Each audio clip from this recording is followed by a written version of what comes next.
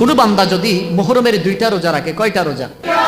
8 তারিখ 9 তারিখ, বা 9 তারিখ 10 তারিখ, বা 10 তারিখ 11 তারিখ, 2টা রোজা যারা রাখবে, রব্বুল আলামিন ওই সকল বান্দাদেরকে রাসূল পাক সাল্লাল্লাহু আলাইহি ওয়া আলিহি ওয়াসাল্লাম ঘোষণা করেছেন তাদের 40 বছরের গুনাহ নবী মুস্তাফা মাফ করে দিবেন। সুবহানাল্লাহ।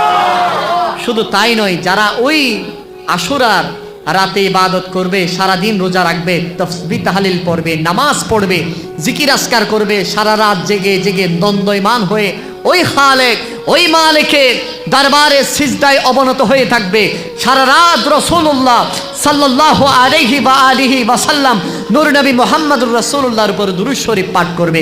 আমার নবী মুস্তাফা জবানে মোবারক দিয়ে নবুয়তের পাপড়িগুলা খুলে এলান দিয়েছেন, উম্মত ওই আশুরার রাত দিনের ইবাদত, দিনে মুখে রোজা, সারা রাত ইবাদতের ফলে আল্লাহ তোমাকে কেমন জাযা দিবে জানো? তখন রাসূলুল্লাহর